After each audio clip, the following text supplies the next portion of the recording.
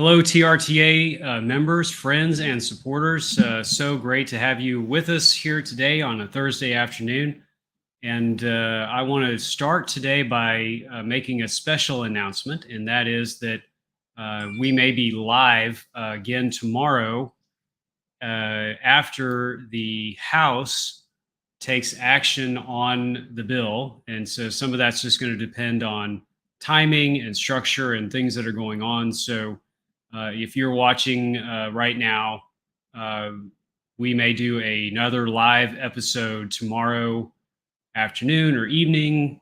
Just really depends on kind of what goes on. But the subject of today's program was originally to talk about the calendar and where are we in this legislative session, and what's going on with our main issues, and what kind of timing do we have. And been getting a lot of emails and questions, phone calls from people, all saying, "Hey, things are the clock is ticking, and we don't see our bill moving in the House." And so there was some anxiety that was building up around this, and so we wanted to take today's program and really talk about, that there's still plenty of time, and of course the clock is ticking, and we want to see action as quick as we can, knowing that the major TRS COLA benefit enhancement bill needed to be set on a calendar so this could go to the House floor.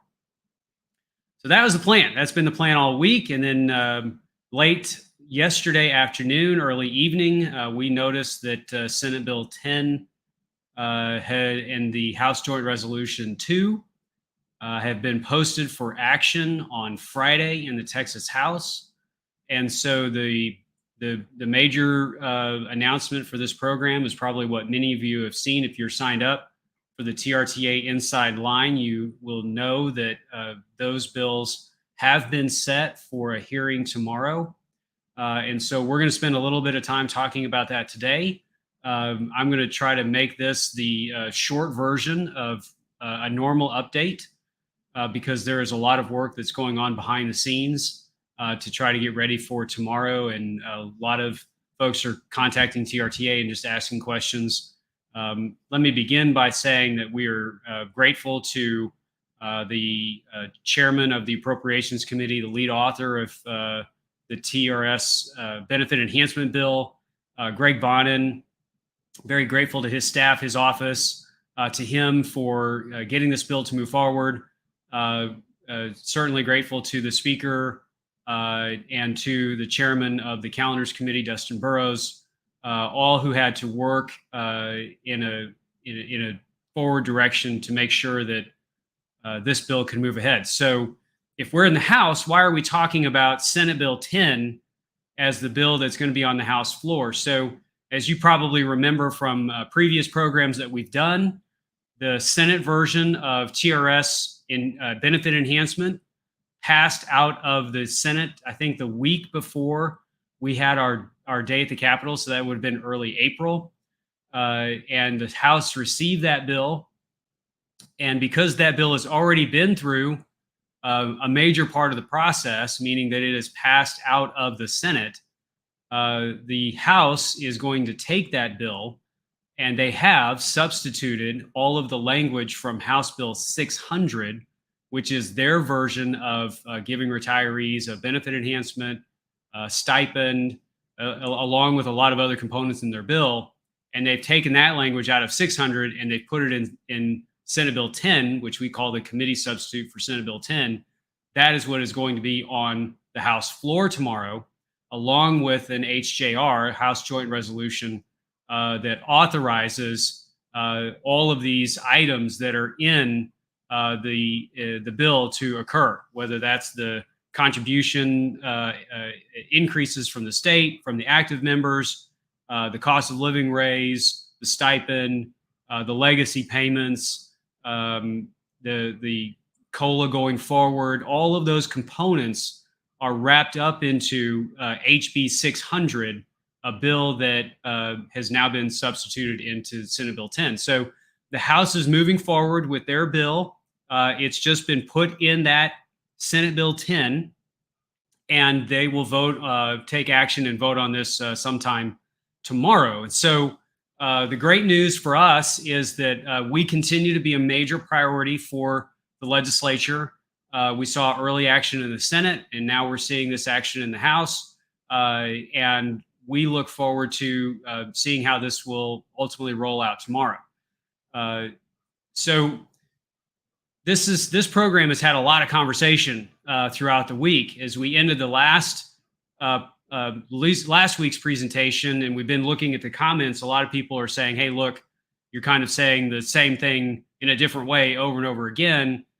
Give us some different news." Well, in truth, what we've been waiting for are these steps in the process to move us forward. And we also wanted our members to know that we believed there was still a lot of time left in this legislative session, not seeing until late last night this bill being set for the calendar. We believe that we may be even going into next week before we had an update to bring you. But the update that is here and now is that this bill is moving. The House will take action on this tomorrow. They have 2 votes in the House. They have they have 2 votes in the Senate as well, but they handle them typically different. But this will be on second reading, and there could be a lengthy discussion tomorrow. There could be questions that are asked by legislators. There could be amendments that are offered, and we will be there covering it all. And if you would like to watch it live, I would very much like to tell you the time that you could tune in. Mostly because I would love to know how long we might be waiting over there tomorrow. But that's not how it works. So our time will show up on the calendar, and we will try to put out some information as quickly as we can. If you're kind of near your email, we might send out an email, and Roy, who's our producer on the other end of this, Roy, you might want to take a note that if we can send out an inside line tomorrow when it looks like we might see this, if we get some advance notice on it, I'd love to do that. You can certainly just tune in all day and watch. But at the same time, we do have a lot of other business going on tomorrow. The TRS Board of Trustees, I believe, is in town meeting tomorrow. So there are a lot of items occurring. But we will be at the Capitol. We will be answering any questions that legislators may have before this vote comes up, and hopefully working with all of the offices in a way to get this to move forward. So again, I'm going to answer a few of the questions that have come in over the last week about this. As you all have, again, hopefully veterans of this program know that there are differences between the Senate version and the House version.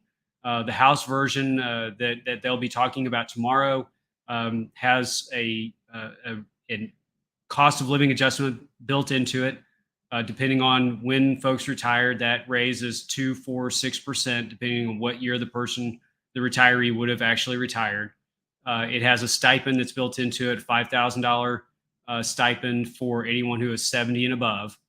It also has the legacy payment, which is a method of ensuring that the teachers, the TRS pension fund will be 100% funded by the year 2054. And the legacy payment is designed as a way to bolster that and help make sure that happens. The bill also has an ongoing COLA that is built into this going forward, and there are certain provisions that allow that to occur. The bill also requires higher contributions from the state and from active school employees as well.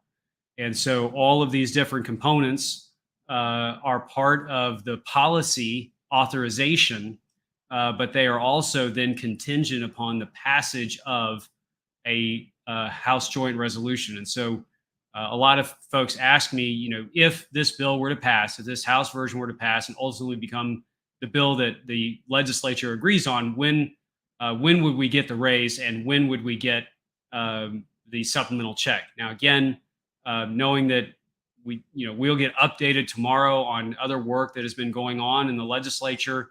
There could be various amendments that would change some of this, and so just stay tuned. But right now, the bill is written in a way that all of it is contingent upon voter action in November. And so if the voter action does not approve HJR2 when we all go to the polls in November to vote, then none of it takes place. If it's passed, then the raise, the supplemental check would all occur after the first of the year. And then other parts of the bill would be incorporated after the election cycle in November. So our position, TRTA's position, is that whether it's the House or the Senate, we want the biggest COLA, the most dollars, and the fastest way possible being delivered to the most people possible. And so that's been our position. It's going to continue to be our position, and we're going to work with our statewide, our legislators and our statewide elected leadership to try and get the most money for the most people in the fastest way possible. That's what our objective is. And so the House, once they take this action over the next couple of days, if they get it all done tomorrow, that'll be great.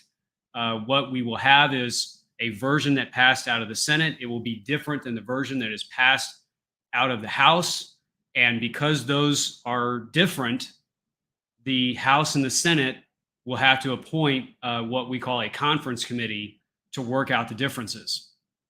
And so once we get through all of this, then we'll start seeing the conference committee working together. And that's the same for any bill that's different. Right now, there's a conference committee on the budget. There's a conference committee on the supplemental budget. And as much as the House and the Senate work together on a lot of things, obviously they have a different way of approaching these issues.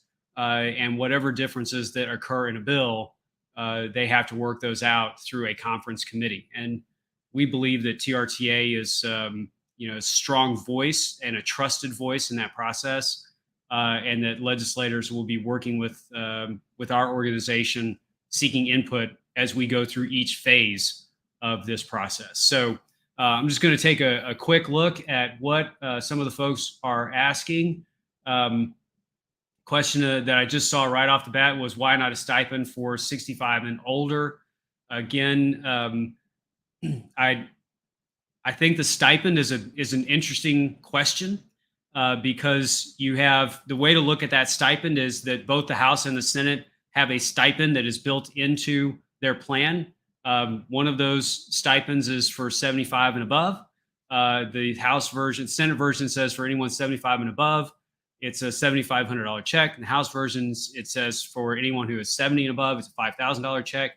Both of those stipends have a dollar cost that's associated with them.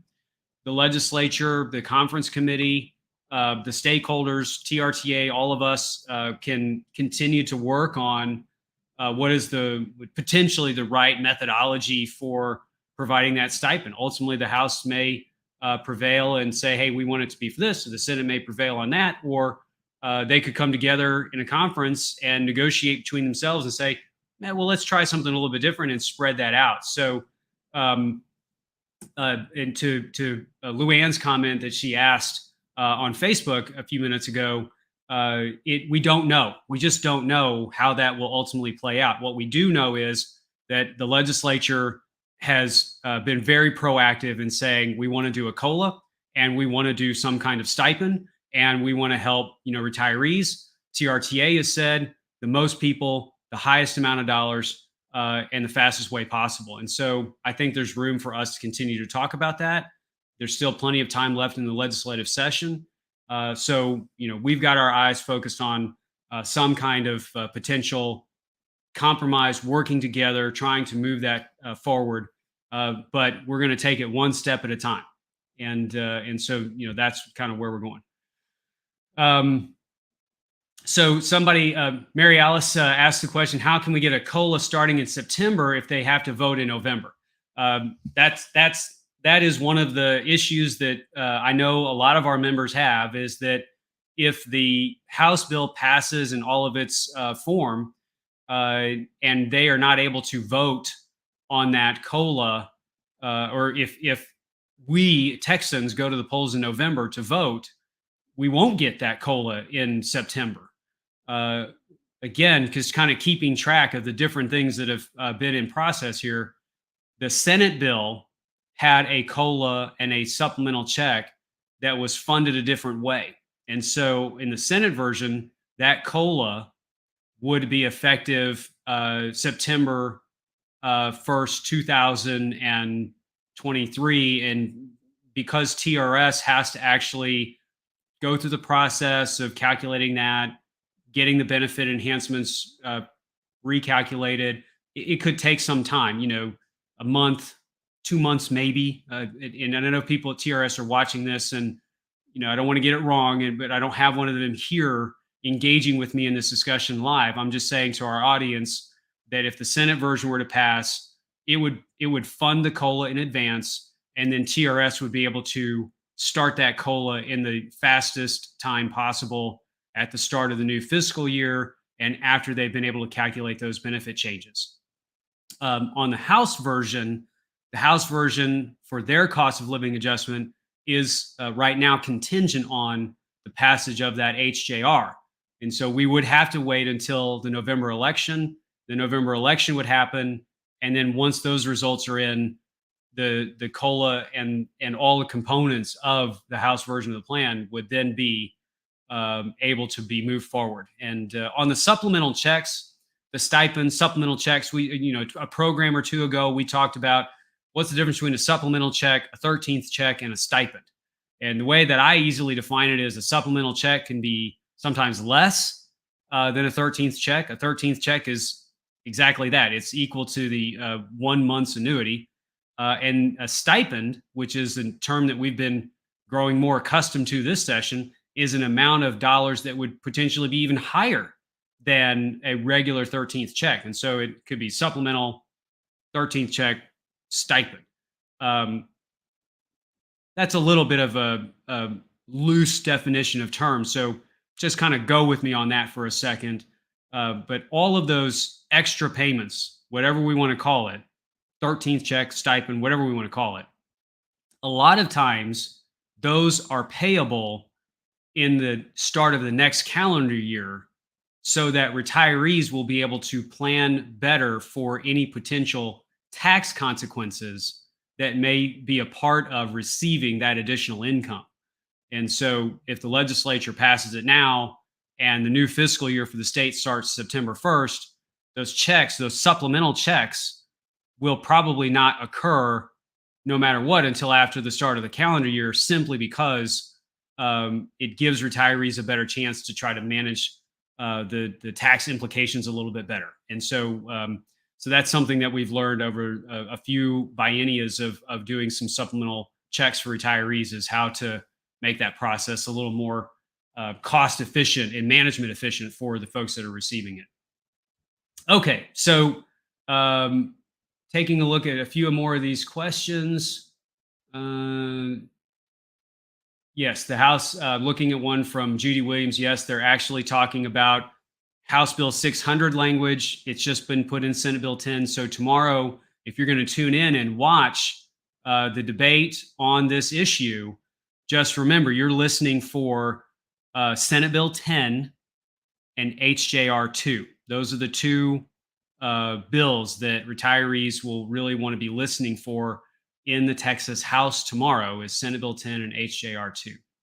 I see Susan from Allen. Great to see my friends from Allen. So happy that you're tuning in with us right now. I see Bill Sanders made the comment, all retirees should receive the stipend. I think I've talked about that a little bit. Just looking through some more comments. There was a good question here, or a comment really, about, I hope it's not all smoke and mirrors. I've had, I understand, I do, the worry. Worry is probably not the right word. And many of you will know that we've been in a process in a regular session before where we believed that we were on track to win on this issue in the past. It didn't work out. We were not as successful. I think the legislators just weren't able to pull all of those items together. We ended up going to a special session, and ultimately were benefited from everyone working together, especially Dr. Rogers, Representative Rogers from the House, had been a champion of our supplemental check. The governor put it on the call. ultimately we were able to get some benefit enhancement for retirees in that biennium, the one that I'm talking about. And so, but I really do, that it is not a smoke and mirrors discussion. I've been in the room with leaders. I've talked with Dr. Bonin. I've talked with the speaker. We've had a chance to spend several conversations with Lieutenant Governor, Chair Huffman. They're very sincere. They are very sincere in that they are wanting to do something for retirees this session. I do not believe that this is a one session and you're done for a long time. I think that many legislators know that we can do something very special right now because there are resources to do it, but it won't be the ultimate fix to everything. Many retirees have not had a raise in 20 years. We've said on this program before that a lot of retirees have lost more than 30% of their purchasing power. Even the most recent retirees have lost double-digit amounts of purchasing power. I think legislators absolutely understand that, and they're doing everything they can right now. And ultimately, they can still choose to do more. But while all things are possible, we know that every legislative session, you just cannot believe that it's all done deal until we get to the end of session. And so, I had an opportunity to visit with our members in District 15 and District 16. District 15 yesterday, District 16 today. And one of the words of encouragement that I was trying to pass on to everyone is that, overall, we're doing very well. And again, that's because we have a lot of friends in the legislature. If you're thinking about who your state rep is and your state senator,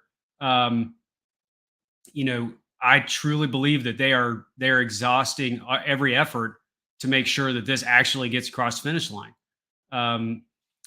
That being said, while we are doing pretty well, there are a lot of other issues that if we just pick up, any newspaper, if we look at online at the news sources that are out there talking about what's going on this session, there are still lots of other contentious issues.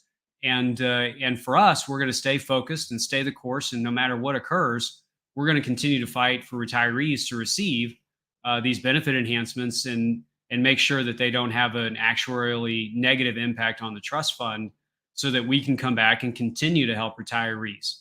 And so, I think there are a lot of legislators that would very much think it would be not a very good session. I might have said it would have been a failure of the opportunities to do something, but maybe I won't come out that strong just yet.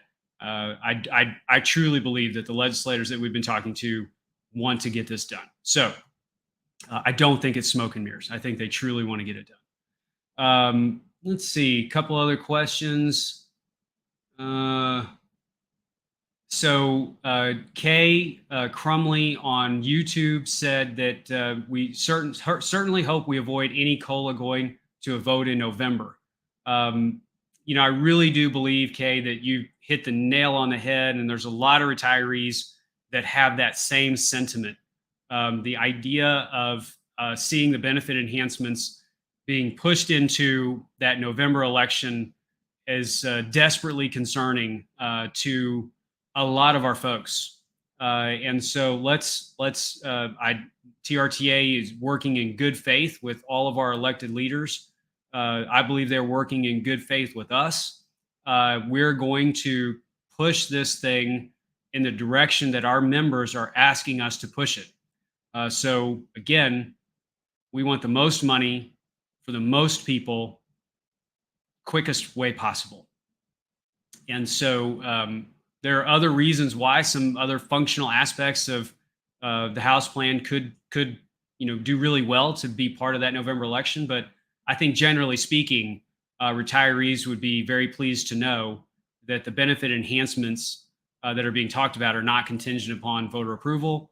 If any of my friends from the legislature are watching this, I can only say that we have nearly 100,000 members, and if I look at my email count right now, I've 157,000 emails, and that number's going up every second. And every legislator knows that we get a lot of communication from this group because, as one of our members said, it's desperate times, and so that's why those communications are occurring, and people are not they're not enthusiastic about potentially putting at risk the supplemental check and or the benefit enhancements COLAs for retirees subject to a November debate. But that being said, we believe in continuing this ongoing good faith work that we have with the legislature because I know that everyone is working to help these folks. So anyway, we're going to continue to work on that. So explain to this group why so I tried to promise people that this would be a short discussion. And one of the questions that I see from my good friend, Dr. Warner, is explain why HJR2 even exists. There are certain aspects of the House proposal that could become costly. For example, as we said earlier in the show, the bill is very it's aggressively trying to deal with a problem or multiple problems that we've had over a number of years. One of the problems that we have is that depending on market fluctuations, the pension trust fund can be actuarially sound some biennia and not actuarially sound other biennia, and depending on investments, it goes up and down. And so, Dr. Bonin, as he has expressed in his bill layout and conversations that he's had, one of the problems that he's been trying to figure out how to solve is, can we ensure that our pension fund will be fully funded as of a date certain? And so the date certain that was picked was 30 years. And so anything, as we've talked about before, actuarial soundness is, an amortization period of less than 31 years.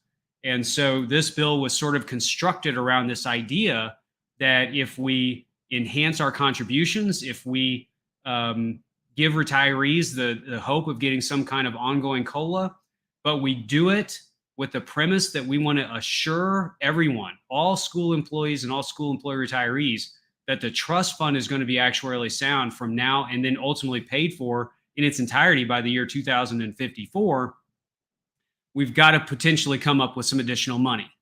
And that additional money is in this bill is described as what we call legacy payments. So you've got normal contributions, and then you potentially have additional contributions that would be a function of this broad proposal that has been put together by the Texas House.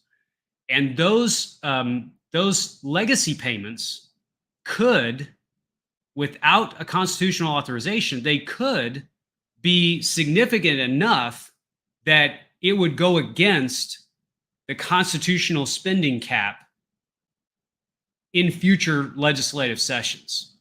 And so I think we all know that the Texas legislature has sort of a set of parameters that they use when setting a budget every biennium.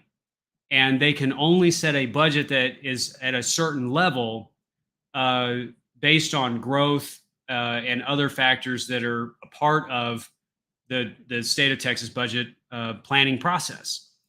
And so what the HJR would be an attempt to do would be to get voter approval now so that over the next 15 biennia, if the legislature is making these legacy payments, that those legacy payments wouldn't be counted against that future spending limit that legislators will have going down the road. And at least that's the way that we've understood it. And if there's a better explanation out there, certainly we'd like to hear it. But I think this is a way to make sure that the legislature can make these future legacy payments and not be hitting up against the constitutional spending cap limit, because the voters will have told the legislature, you will make these payments and they will not count against the constitutional spending cap. As best as we can understand the bill, it authorizes those payments to be made, but they may not be guaranteed. And so that's just one of those other areas that we're continuing to dive into this with elected officials to make sure that we understand how it all comes together. Um, all right. See my friend Joe Ramirez. What an advocate Joe Ramirez is for our Austin RTA and for all TRTA members. Amazing friend of mine and a great advocate. And he's asking for some talking points. And the only hesitation I have on that, Joe, is that I think we're going to see the votes on this favorably tomorrow and second and or third reading and how that moves forward. And that sets up the conference committee. And once this goes to conference committee, I think that we're going to be working pretty closely with leadership to try and make sure that all of these pieces, fall into place together. There are big items that the Texas House and the Texas Senate are going to have to work out together that we won't have a lot of influence over. But what those decisions are will have a lot of influence over how this whole plan will come together. So I don't disagree that it's helpful to break it down into talking points. I just don't know right now if they would be as effective as we would like them to be, simply because of the pace that this is moving it right now. So up until yesterday afternoon, it was sort of we're waiting to see when our turn is, and then all of a sudden, here's our turn, and we're ready to go. And so I think we're working with the folks behind the scenes to try to make sure it gets the best results. So let's see, Joe, you had another comment also. Active teachers have expressed concern about having to pay more in a TRS. Yeah, Joe, I agree. Some of our active teachers have definitely said, hey, it does mean that the legislature is talking about giving active teachers a pay raise. Awesome. I think all of us still know someone who's actively teaching, and all of our teachers deserve as big a raise as we can hope to pass for them. And the other side of that is that the active teachers may have to give some of that back towards TRS. Now, we don't represent the active teacher interests when it comes to what those contributions are during their active career. The one part that I will say is that we do have very strong, friendly relationships with all of our teacher organizations. Some of those teacher organizations have pointed out that those contributions going to TRS ultimately benefit all active teachers that will, retire in the future. And I think the statistic is within the first 3 to 5 years of your retirement, whatever you paid in through your entire TRS career, your teaching career into TRS, you've received back out in the first 3 to 5 years in your retirement. Now, I know that's no consolation. Part of that is you gave me a raise and you took some of it away. So, I know that that's just one of those things that we're going to have to work through. And there were some amendments during the budget debate a couple of weeks ago that would potentially allocate some dollars away from some other state programs that would cover the costs of those teacher contributions in the first couple of years of this biennium.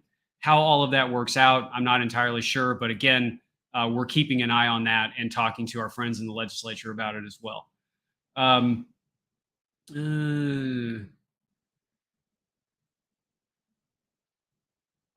looking through some other comments. This Terry Allen. Terry, I hope you're doing pretty good. He says, what's your gut feeling closer to the House or the Senate? Well, Terry, I don't know. And that is the honest to goodness truth. I'll just be very frank with the audience.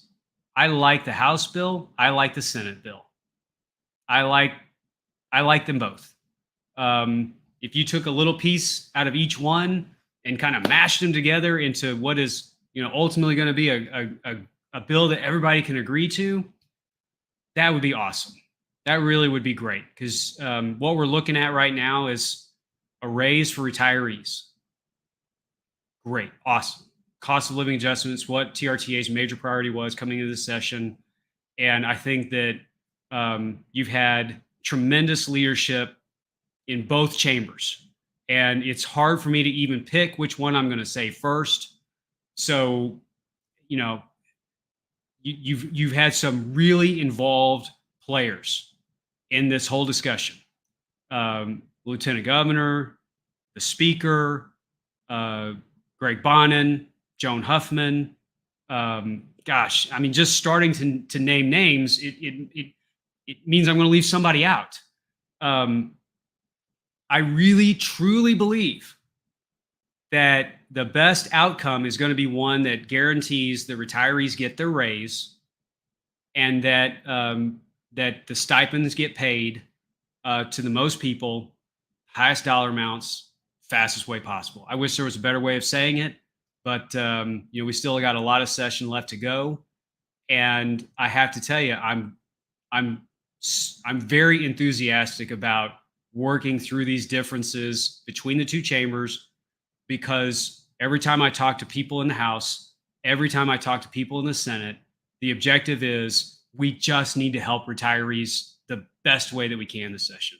So that's kind of my gut feeling, is that I think we're gonna do well. We just have to keep working with both sides and making sure that they know that we're supportive of their efforts, and that we're going to work out those differences. Okay, y'all, that was 36 minutes. I was so trying to get this done in 20, because I've been long on the other ones, and because I think we're going to be live again tomorrow. If any of the folks in the audience are watching us from the state legislature and the Texas House, I'm asking that you will vote for Senate Bill 10 tomorrow, and that you work with Chairman to make sure that we get various components of this bill to move forward the best way possible for retirees. If you need help from TRTA in any capacity, certainly can reach out to our team. We will be there all day tomorrow. To our TRTA members, we will go live after the vote, just to let everybody know what happens. That will probably be on my phone, and so it will not be anything other than a shaky camera with me trying to hold it up and give you some background on what occurred, and then we'll let everybody know where we go. I had one comment that I just saw from that came in on Facebook, was give everybody across the board 4%. Depending on how the dollars get allocated, it could go that direction. It could go a lot of different directions. And so keep those comments coming. When we're able to take the direct communication from our members to the elected officials and say, our members are saying they'd like to see this, they'd like to see that, it's very helpful for us to kind of articulate what would ultimately be the best win scenario for our members. So thank you so much, everyone, for communicating with us. And we look forward to seeing you all again tomorrow. Have a great Thursday afternoon. Keep those questions, comments coming on Facebook, and send me any comments you have to my email address, tim@trta.org. We'll continue to work on them. Y'all are great. Thank you so much. Talk to you tomorrow.